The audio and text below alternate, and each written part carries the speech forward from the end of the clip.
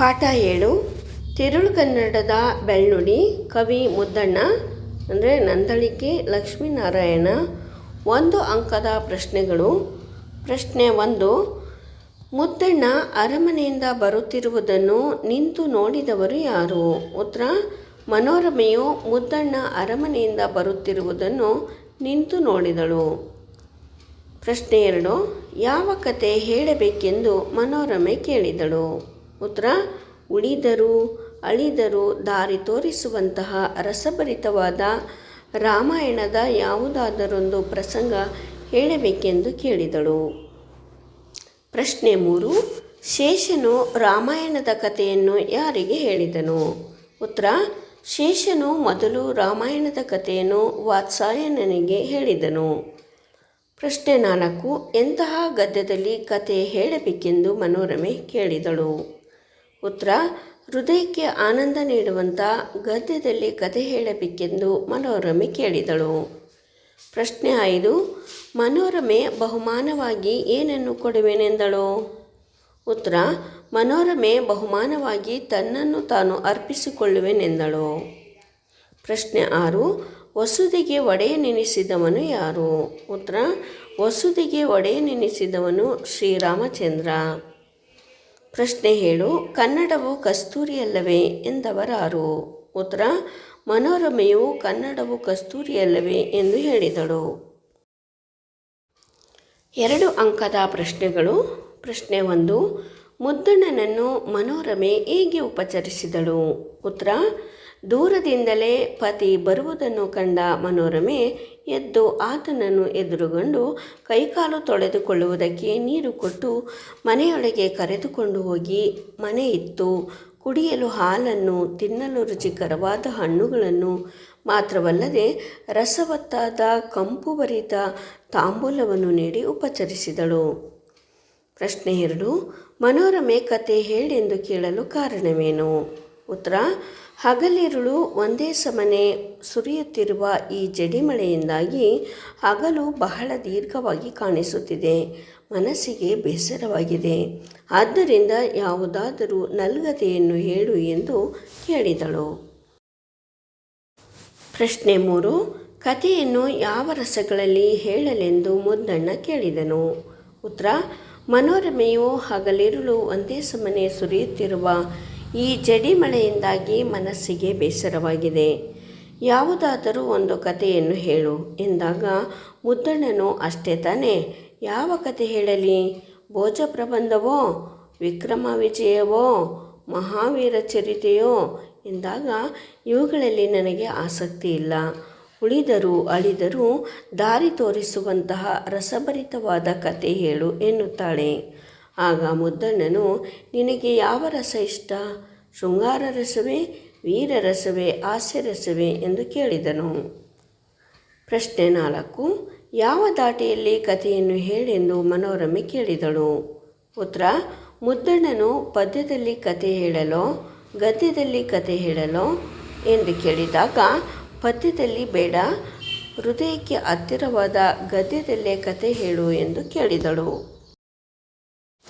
ಪ್ರಶ್ನೆ 5. ಅರಮನೆಯಿಂದ ಎಂತಹ ಬಹುಮಾನ ಸಿಗಬಹುದೆಂದು ಮುದ್ದಣ್ಣ ಹೇಳಿದನು?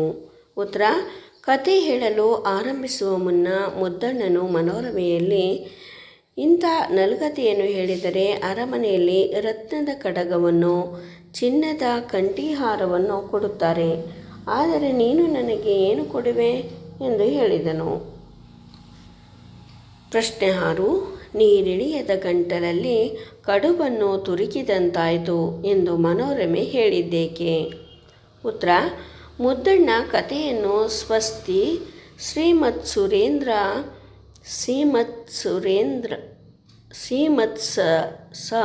ಸುರೇಂದ್ರ ನರೇಂದ್ರ ಮುನೀಂದ್ರ ಎಂದು ಆರಂಭಿಸಿದಾಗ ಮನೋರಮೆಯು ಇದು ಸಂಸ್ಕೃತದ ನುಡಿ, ಕನ್ನಡದ ಸೊಗಸನ್ನೇ ತಿಳಿಯದ ನನಗೆ ಸಂಸ್ಕೃತದ ಸೊಗಸು ಅರ್ಥವಾಗುವುದೇ ಎಂದು ಹೇಳುವಾಗ ನೀರಿಳಿಯದ ಗಂಟಲಲ್ಲಿ ಕಡುಬನ್ನು ತುರುಕಿದಂತಾಯಿತು ಎಂದು ಹೇಳಿದ್ದಾಳೆ. ಪ್ರಶ್ನೆ 7. ಸಂಸ್ಕೃತ ಕನ್ನಡಗಳು ಸೇರಿದರೆ ಹೇಗೆ ಸೊಗೈಸುತ್ತದೆ? ಉತ್ತರ: ಸಂಸ್ಕೃತ ಒಂದು ಚಿನ್ನದಲ್ಲಿ ಪೋಣಿಸಿದ ರತ್ನದ ಮಣಿ. ಕರಿಮಣಿ ಸರದಲ್ಲಿ ಕೆಂಪು ಹವಳವನ್ನು ಪೋಣಿಸಿದಂತೆ ಸಂಸ್ಕೃತ ಮತ್ತು ಕನ್ನಡವನ್ನು ರಸಂ ಒಸರುವಂತೆ ಕಾವ್ಯ ಲಕ್ಷಣವಿರುವಂತೆ ಅಲ್ಲಲ್ಲಿ ಬೆರೆಸಿ ಹೇಳಿದಾಗ ಚೆನ್ನಾಗಿರುತ್ತದೆ ಎಂದು ಮುದ್ದಣ್ಣ ಹೇಳುತ್ತಾನೆ. ಸಂದರ್ಭ 3 ಅಂಕದ ಪ್ರಶ್ನೆಗಳು. ಸಂದರ್ಭ 1, ಬಲ್ಸೋನೆಯ ಗಂಜಿ ನುಂಗಿ ನತ್ತನಿನೆನ್ನ ಬಗೆಯು ಬೇಸರ್ತುದು. ಆಯ್ಕೆ: ಈ ಮಾತನ್ನು ಮುದ್ದಣ್ಣ ಕವಿಯು ರಚಿಸಿರುವ ತಿರುಳ್ಗನ್ನಡದ ಬೆಳ್ನುಡಿ ಎಂಬ ಗದ್ಯಭಾಗದಿಂದ ಆರಿಸಿಕೊಳ್ಳಲಾಗಿದೆ. ಸಂದರ್ಭ: ಮನೋರಮೆಯು ಮುದ್ದಣ್ಣನಲ್ಲಿ ಹೇಳುವ ಮಾತು ಇದಾಗಿದೆ. ವಿವರಣೆ: ಅರಮನೆಯಿಂದ ಒಂದು ಸಂಜೆ ಮನೆಗೆ ಬಂದ ಮುದ್ದಣ್ಣನಿಗೆ ಮನೋರಮೆಯು ಹಸಿವು ಬಳಲಿಕೆ ಹೋಗಲು ಹಾಲು ಹಣ್ಣು ತಾಂಬೂಲಗಳನ್ನೆಲ್ಲ ಕೊಟ್ಟು ಉಪಚಾರ ಮಾಡುತ್ತಾಳೆ. ನಂತರ ತನ್ನ ಬೇಡಿಕೆಯನ್ನು ಮುಂದಿಡುತ್ತಾ, ಹಗಲಿರುಳು ಒಂದೇ ಸಮನೆ ಸುರಿಯುತ್ತಿರುವ ಈ ಜಡಿ ಮಳೆಯಿಂದಾಗಿ ಹಗಲು ಬಹಳ ದೀರ್ಘವಾಗಿ ಕಾಣಿಸುತ್ತಿದೆ, ಮನಸ್ಸಿಗೆ ಬೇಸರವಾಗಿದೆ ಎನ್ನುವಾಗ ಈ ಮೇಲಿನ ಮಾತು ಬಂದಿದೆ. ಸಂದರ್ಭ 2, ನಿನಗಾವ ರಸದೊಳಿಷ್ಟಂ. ಆಯ್ಕೆ: ಈ ಮಾತನ್ನು ಮುದ್ದಣ್ಣ ಕವಿಯು ರಚಿಸಿರುವ ತಿರುಳ್ಗನ್ನಡದ ಬೆಳ್ನುಡಿ ಎಂಬ ಗದ್ಯಭಾಗದಿಂದ ಆರಿಸಿಕೊಳ್ಳಲಾಗಿದೆ. ಸಂದರ್ಭ: ಈ ಮಾತನ್ನು ಮುದ್ದಣ್ಣ ಮನೋರಮೆಯಲ್ಲಿ ಹೇಳುತ್ತಾನೆ. ವಿವರಣೆ: ಹಗಲಿರುಳು ಒಂದೇ ಸಮನೆ ಸುರಿಯುತ್ತಿರುವ ಈ ಜಡಿ ಮಳೆಯಿಂದಾಗಿ ಹಗಲು ಬಹಳ ದೀರ್ಘವಾಗಿ ಕಾಣಿಸುತ್ತಿದೆ, ಮನಸ್ಸಿಗೆ ಬೇಸರವಾಗಿದೆ. ಯಾವುದಾದರೂ ಒಂದು ಕಥೆಯನ್ನು ಹೇಳು ಎಂದಾಗ ಮುದ್ದಣ್ಣನು ಅಷ್ಟೇ ತಾನೇ, ಯಾವ ಕಥೆ ಹೇಳಲಿ? ಭೋಜಪ್ರಬಂಧವೋ, ವಿಕ್ರಮ ವಿಜಯವೋ, ಮಹಾವೀರ ಚರಿತೆಯೋ ಎಂದಾಗ ಇವುಗಳಲ್ಲಿ ನನಗೆ ಆಸಕ್ತಿ ಇಲ್ಲ. ಉಳಿದರೂ ಅಳಿದರೂ ದಾರಿ ತೋರಿಸುವಂತಹ ರಸಭರಿತವಾದ ಕಥೆ ಹೇಳು ಎಂದು ಹೇಳುತ್ತಾಳೆ. ನಿನಗೆ ಯಾವ ರಸ ಇಷ್ಟ? ಶೃಂಗಾರ ರಸವೇ, ವೀರರಸವೇ, ಹಾಸ್ಯರಸವೇ ಎನ್ನುವಾಗ ಈ ಮೇಲಿನ ಮಾತು ಬಂದಿದೆ. ಸಂದರ್ಭ 3, ಸೀತಾಪಹರಣದ ಕಥನದೊಳ್ಬಯಕೆಯೇ. ಆಯ್ಕೆ: ಈ ಮಾತನ್ನು ಮುದ್ದಣ್ಣ ಕವಿಯು ರಚಿಸಿರುವ ತಿರುಳ್ಗನ್ನಡದ ಬೆಳ್ನುಡಿ ಎಂಬ ಗದ್ಯಭಾಗದಿಂದ ಆರಿಸಿಕೊಳ್ಳಲಾಗಿದೆ. ಸಂದರ್ಭ: ಮುದ್ದಣ್ಣ ತನ್ನ ಮಡದಿ ಮನೋರಮೆಯಲ್ಲಿ ಕೇಳುವ ಪ್ರಶ್ನೆ ಇದಾಗಿದೆ. ವಿವರಣೆ: ಮುದ್ದಣ್ಣ ಮನೋರಮೆಯರು ಸುಖ ಸಲ್ಲಾಪದಿಂದ ಮಾತನಾಡುತ್ತಿರುವಾಗ ಮನೋರಮೆಯು ರಾಮಾಯಣದ ಯಾವುದಾದರೊಂದು ಕತೆ ಹೇಳು ಎಂದು ಕೇಳಿದಾಗ ಮುದ್ದಣ್ಣನು ಸೀತಾ ಸ್ವಯಂವರದ ಕತೆ ಹೇಳಲೇ ಎಂದಾಗ ಅದನ್ನು ಮೊದಲೇ ಕೇಳಿದ್ದೇನೆ ಎನ್ನುತ್ತಾಳೆ. ಹಾಗಾದರೆ ಏನು? ಸೀತಾಪಹರಣದ ಕಥೆಯ ಕೇಳುವ ಬಯಕೆಯೇ ಎನ್ನುವಾಗ ಈ ಮೇಲಿನ ಮಾತು ಬಂದಿದೆ. 4, ಪದ್ಯಂ ವದ್ಯಂ ಗದ್ಯಂ ಹೃದ್ಯಂ. ಆಯ್ಕೆ: ಈ ಮಾತನ್ನು ಮುದ್ದಣ್ಣ ಕವಿಯು ರಚಿಸಿರುವ ತಿರುಳ್ಗನ್ನಡದ ಬೆಳ್ನುಡಿ ಎಂಬ ಗದ್ಯಭಾಗದಿಂದ ಆರಿಸಿಕೊಳ್ಳಲಾಗಿದೆ. ಸಂದರ್ಭ: ಮನೋರಮೆಯು ಮುದ್ದಣ್ಣನಲ್ಲಿ ಹೇಳುವ ಮಾತು ಇದಾಗಿದೆ. ವಿವರಣೆ: ಸ್ವಸ್ತಿ ಶ್ರೀ ಮತ್ಸುರ ಸುರೇಂದ್ರ ನರೇಂದ್ರ ಮುನೀಂದ್ರ ಎಂದು ಆರಂಭಿಸಿದಾಗ ಮನೋರಮೆಯು ಇದು ಸಂಸ್ಕೃತದ ನುಡಿ. ಕನ್ನಡದ ಸೊಬಗನ್ನೇ ಅರಿಯದ ನನಗೆ ಸಂಸ್ಕೃತದ ಸೊಗಸು ಅರ್ಥವಾಗುವುದೇ? ನೀರಿಳಿಯದ ಗಂಟಲಲ್ಲಿ ಕಡುಬನ್ನು ತುರುಕಿದಂತಾಗುತ್ತದೆ. ಹಾಗಾಗಿ ನನಗೆ ತಿರುಳ್ಗನ್ನಡದಲ್ಲಿಯೇ ಕಥೆಯನ್ನು ಹೇಳು ಎಂದು ಹೇಳುವಾಗ ಕನ್ನಡಂ ಕಸ್ತೂರಿಯಂತೆ ಎಂದಿದ್ದಾನೆ. ಸಂದರ್ಭ 4, ಪದ್ಯಂ ವದ್ಯಂ ಗದ್ಯಂ ಹೃದ್ಯಂ. ಆಯ್ಕೆ: ಈ ಮಾತನ್ನು ಮುದ್ದಣ್ಣ ಕವಿಯು ರಚಿಸಿರುವ ತಿರುಳ್ಗನ್ನಡದ ಬೆಳ್ನುಡಿ ಎಂಬ ಗದ್ಯಭಾಗದಿಂದ ಆರಿಸಿಕೊಳ್ಳಲಾಗಿದೆ. ಸಂದರ್ಭ: ಮನೋರಮೆಯು ಮುದ್ದಣ್ಣನಲ್ಲಿ ಹೇಳುವ ಮಾತಿದು. ವಿವರಣೆ: ಮನೋರಮೆಯ ಬಯಕೆಯಂತೆ ಶ್ರೀರಾಮನು ಅಶ್ವಮೇಧ ಮಾಡಿದ ಕಥೆಯನ್ನು, ಅಂದರೆ ಶೇಷರಾಮಾಯಣವನ್ನು ಹೇಳಲು ನಿರ್ಧರಿಸಿದ. ಮುದ್ದಣ್ಣ ಪದ್ಯದಲ್ಲಿ ಹೇಳಲೋ ಗದ್ಯದಲ್ಲಿ ಹೇಳಲೋ ಎಂದು ಕೇಳಿದಾಗ ಮನೋರಮೆ ಈ ಮೇಲಿನಂತೆ ಹೇಳುತ್ತಾಳೆ. ಪದ್ಯ ದಾಟಿಗಿಂತಲೂ ಹೃದಯಕ್ಕೆ ಗದ್ಯ ದಾಟಿ ಹತ್ತಿರ ಎಂಬುದು ಅವಳ ಭಾವನೆಯಾಗಿದೆ. ಸಂದರ್ಭ 5, ಕಬ್ಬಮಂ ಕಂಡಳ್ತೆ ಕಚ್ಚಳಿಯನಿತ್ತರ್. ಆಯ್ಕೆ ಈ ಮಾತನ್ನು ಮುದ್ದಣ್ಣ ಕವಿಯು ರಚಿಸಿರುವ ತಿರುಳುಗನ್ನಡದ ಬೆಳ್ಳುಡಿ ಎಂಬ ಗದ್ಯಭಾಗದಿಂದ ಆರಿಸಿಕೊಳ್ಳಲಾಗಿದೆ. ಸಂದರ್ಭ ಮನೋರಮೆಯು ಮುದ್ದಣ್ಣನಲ್ಲಿ ಹೇಳುವ ಮಾತು ಇದಾಗಿದೆ. ವಿವರಣೆ ಕತೆ ಹೇಳಲು ಆರಂಭಿಸುವ ಮುನ್ನ ಮುದ್ದಣ್ಣನು ಇಂಥ ನಲ್ಗತೆಯನ್ನು ಹೇಳಿದರೆ ಅರಮನೆಯಲ್ಲಿ ರತ್ನದ ಕಡಗವನ್ನು ಚಿನ್ನದ ಕಂಠೀಹಾರವನ್ನು ಕೊಡುತ್ತಾರೆ. ನೀನು ಏನು ಕೊಡುವೆ ಎಂದು ಕೇಳುತ್ತಾನೆ. ಮನೋರಮೆಯು ಅದಕ್ಕೆ ತನ್ನ ಉತ್ತರವಾಗಿ ಎನ್ನನೇ ಆ ನೀವೆಂ ಎಂದು ಹೇಳುತ್ತಾಳೆ. ಅವನು ಬಿಡದೆ ಮೊದಲೇ ನಿನ್ನ ತಂದೆ ತಾಯಿಗಳು ನಿನ್ನನ್ನು ನನಗೆ ಅರ್ಪಿಸಿದ್ದಾರೆ, ಬೇರೆ ಏನು ಕೊಡುವೆ ಎಂದು ಕೀಟಲೆ ಮಾಡುತ್ತಾನೆ. ಅವಳು ಮಹಾಜಾಣೆ. ಅರಮನೆಯವರು ಕತೆ ಕೇಳಿದ ನಂತರ ಉಡುಗೊರೆ ನೀಡುವರಲ್ಲವೇ? ನಾನು ಕತೆ ಕೇಳಿ ಅದರ ಶಕ್ತಿ ಎಷ್ಟಿದೆ ನೋಡಿ ಅದಕ್ಕೆ ತಕ್ಕಂತೆ ಸನ್ಮಾನಿಸುತ್ತೇನೆ ಎನ್ನುವಾಗ ಈ ಮೇಲಿನ ಮಾತು ಬಂದಿದೆ. ಸಂದರ್ಭ 6 ನೀರಿಳಿಯದ ಗಂಟಲೊಳ್ ಕಡುಬಂ ತುರುಕಿದಂತಾಯಿತು. ಆಯ್ಕೆ ಈ ಮಾತನ್ನು ಮುದ್ದಣ್ಣ ಕವಿಯು ರಚಿಸಿರುವ ತಿರುಳುಗನ್ನಡದ ಬೆಳ್ಳುಡಿ ಎಂಬ ಗದ್ಯಭಾಗದಿಂದ ಆರಿಸಿಕೊಳ್ಳಲಾಗಿದೆ. ಸಂದರ್ಭ ಮನೋರಮೆಯು ಮುದ್ದಣ್ಣನಲ್ಲಿ ಹೇಳುವ ಮಾತು ಇದಾಗಿದೆ. ವಿವರಣೆ ಮುದ್ದಣ್ಣ ಕಥೆಯನ್ನು ಸ್ವಸ್ತಿ ಶ್ರೀಮತ್ ಸುರೇಂದ್ರ ನರೇಂದ್ರ ಮುನೀಂದ್ರ ಎಂದು ಆರಂಭಿಸಿದಾಗ ಮನೋರಮೆಯು ಓಹೋ ತಡೆ ಭೂಮಿಗೆ ಒಡೆಯನಾದ ಶ್ರೀರಾಮಚಂದ್ರನ ಕಥೆಯನ್ನು ಹೇಳು ಎಂದರೆ ಜೈನ ಪುರುಷರ ಕಥೆಯನ್ನು ಹೇಳುತ್ತಿದ್ದೀಯಾ ಎಂದು ಪ್ರಶ್ನಿಸುತ್ತಾ ಸಾಕು ಇಂಥ ಎದೆ ಬಿರಿಯುವ ಕತೆಗೆ ಎಂತಹ ಉಡುಗೊರೆ ನೀಡಲಿ ಎನ್ನುತ್ತಾಳೆ. ಅದಕ್ಕೆ ಮುದ್ದಣ್ಣು ಈ ರೀತಿಯಾಗಿ ಕಾವ್ಯವನ್ನು ಪ್ರಾರಂಭಿಸುವುದು ಸಂಸ್ಕೃತದ ಒಂದು ಚೆಲುವು ಎನ್ನುತ್ತಾನೆ. ಆಗ ಮನೋರಮೆಯು ಆತನ ಮಾತಿಗೆ ಉತ್ತರಿಸುತ್ತಾ ಈ ಮೇಲಿನಂತೆ ಹೇಳುತ್ತಾಳೆ. ಸಂದರ್ಭ 7 ಕನ್ನಡಂ ಕತ್ತೂರಿಯಲ್ತೆ. ಆಯ್ಕೆ ಈ ಮಾತನ್ನು ಮುದ್ದಣ್ಣ ಕವಿಯು ರಚಿಸಿರುವ ತಿರುಳುಗನ್ನಡದ ಬೆಳ್ಳುಡಿ ಎಂಬ ಗದ್ಯಭಾಗದಿಂದ ಆರಿಸಿಕೊಳ್ಳಲಾಗಿದೆ. ಸಂದರ್ಭ ಮನೋರಮೆಯು ಮುದ್ದಣ್ಣನಲ್ಲಿ ಹೇಳುವ ಮಾತು ಇದಾಗಿದೆ. ವಿವರಣೆ ಸ್ವಸ್ತಿ ಶ್ರೀ ಮತ್ ಸುರೇಂದ್ರ ನರೇಂದ್ರ ಮುನೀಂದ್ರ ಎಂದು ಆರಂಭಿಸಿದಾಗ ಮನೋರಮೆಯು ಇದು ಸಂಸ್ಕೃತದ ನುಡಿ. ಕನ್ನಡದ ಸೊಗಸನ್ನೇ ಅರಿಯದ ನನಗೆ ಸಂಸ್ಕೃತದ ಸೊಗಸು ಅರ್ಥವಾಗುವುದೇ? ನೀರಿಳಿಯದ ಗಂಟಲಲ್ಲಿ ಕಡುಬನ್ನು ತುರುಕಿದಂತಾಗುತ್ತದೆ. ಹಾಗಾಗಿ ನನಗೆ ತಿರುಳುಗನ್ನಡದಲ್ಲಿಯೇ ಕಥೆಯನ್ನು ಹೇಳು ಎಂದು ಹೇಳುವಾಗ ಕನ್ನಡಂ ಕಸ್ತೂರಿಯಲ್ತೆ ಎಂದಿದ್ದಾಳೆ. 4 ಅಂಕದ ಪ್ರಶ್ನೆಗಳು. ಪ್ರಶ್ನೆ 1 ಮುದ್ದಣ್ಣ ಅರಮನೆಯಿಂದ ಬಂದ ಪರಿಯನ್ನು ಮನೋರಮೆಯ ಉಪಚಾರವನ್ನು ವಿವರಿಸಿ.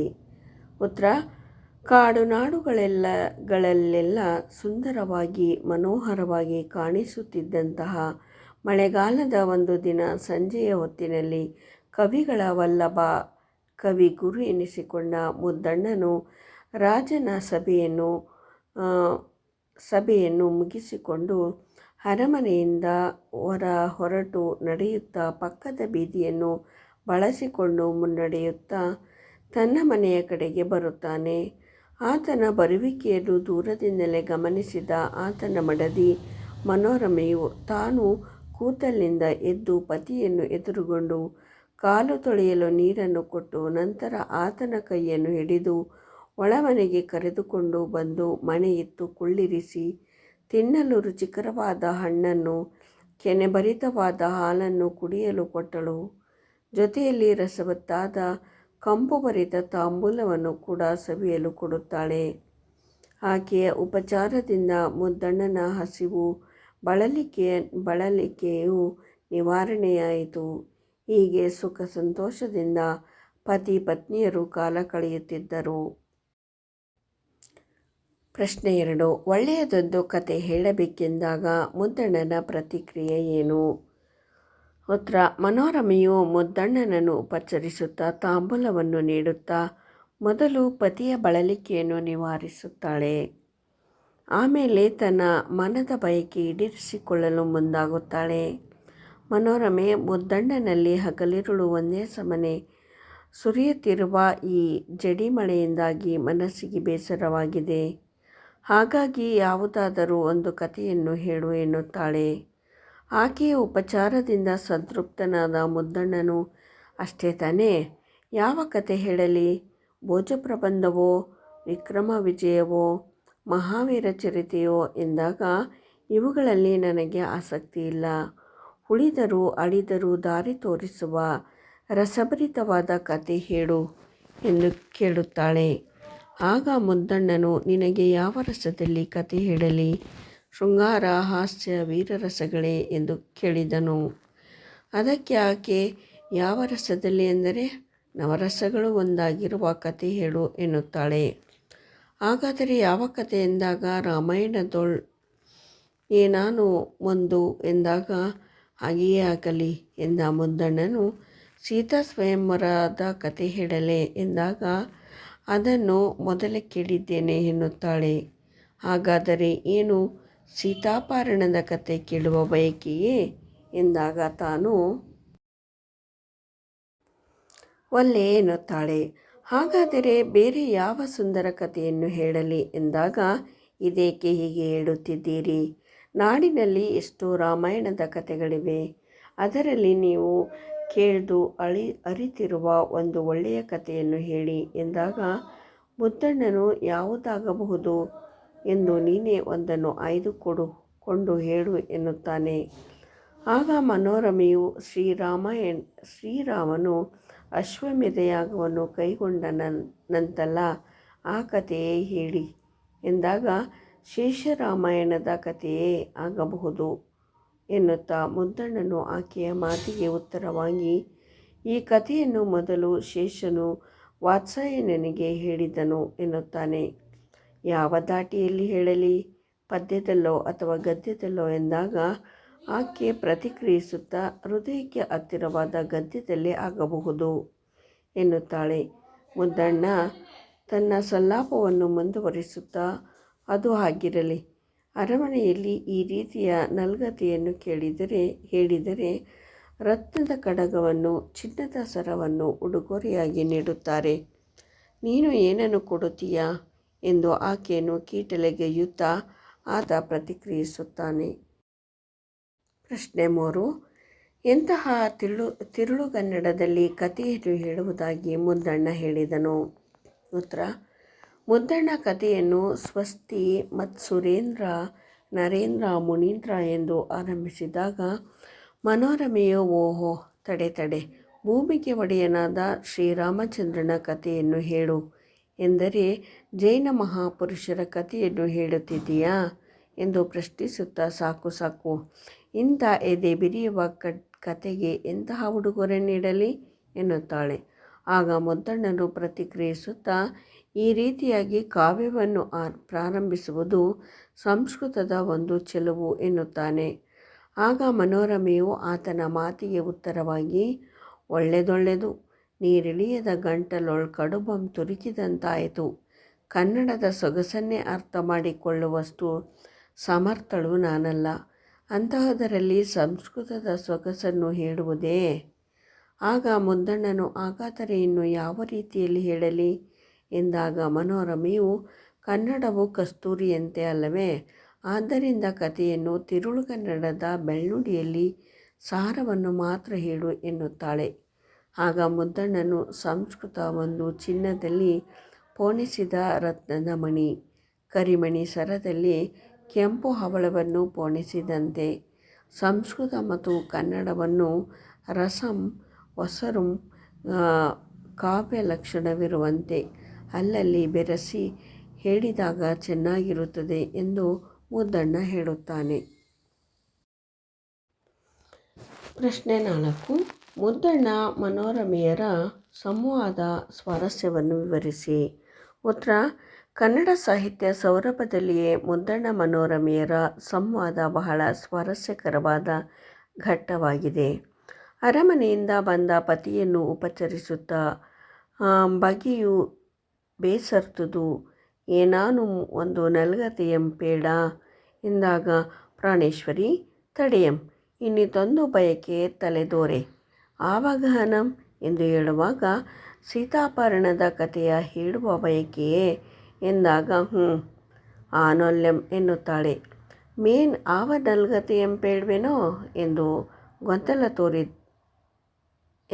ಗೊಂದಲ ತೋರಿದರೆ ಇಂತೇಕೆ ಉಸಿರ್ವೈ ನಾಡೊಳ್ ಎನಿತೋ ರಾಮಾಯಣಗಳ್ ಒಳವು ನೀಂ ಕೇಳ್ದುದರೊಳೆ ನಲ್ಮೆ ದೋರೆ ಕಡು ಪೇಳುವುದು ಎಂದು ತನ್ನ ಗಂಡ ಜ್ಞಾನಿ ಎಷ್ಟೆಲ್ಲ ತಿಳಿದುಕೊಂಡಿದ್ದಾನೆ ಎಂಬ ಭಾವ ವ್ಯಕ್ತಪಡಿಸುತ್ತಾಳೆ. ಅಂತೆಯೇ ಉಡುಗೊರೆಯ ವಿಚಾರ ಬಂದಾಗ ಅರಮನೆಯಲ್ಲಿ ಈ ರೀತಿಯ ಕಥೆ ಹೇಳಿದರೆ ರತ್ನದ ಕಡಗವನ್ನು ಚಿನ್ನದ ಕಂಠೀಹಾರವನ್ನು ಕೊಡುತ್ತಾರೆ. ನೀನು ನನಗೆ ಏನು ಕೊಡುವೆ ಎಂದು ಛೇಡಿಸಿದರೆ ಅದಕ್ಕೆ ತಕ್ಕ ಉತ್ತರವಾಗಿ ಎನ್ನನೇ ನೀವೆಂ ಎಂದು ಹೇಳುತ್ತಾಳೆ. ಅವನು ಬಿಡದೆ ಮೊದಲೇ ನಿನ್ನ ತಂದೆ ತಾಯಿಗಳು ನಿನ್ನನ್ನು ನನಗೆ ಅರ್ಪಿಸಿದ್ದಾರೆ, ಬೇರೆ ಏನು ಕೊಡುವೆ ಎಂದು ಕೀಟಲೆ ಮಾಡುತ್ತಾನೆ. ಅವಳೋ ಮಹಾಜಾಣೆ. ಅರಮನೆಯವರು ಕತೆ ಕೇಳಿದ ನಂತರ ಉಡುಗೊರೆ ನೀಡುವರಲ್ಲವೇ. ನಾನು ಕತೆ ಹೇಳಿ ಅದರ ಶಕ್ತಿ ಎಷ್ಟಿದೆ ನೋಡಿ ಅದಕ್ಕೆ ತಕ್ಕಂತೆ ಸನ್ಮಾನಿಸುತ್ತೇನೆ ಎಂದು ಜಾಣ ಉತ್ತರ ನೀಡುತ್ತಾಳೆ. ಸಂಸ್ಕೃತದಲ್ಲಿ ಕಥೆಯನ್ನು ಆರಂಭಿಸಿದೊಡೆ ಈ ರೀತಿ ಆರಂಭವಾಗುವ ಕಥೆಗೆ ಎಂತೂ ಉಡುಗೊರೆ ಇವೇನೋ ಎಂದು ರೇಗಿಸುತ್ತಾಳೆ.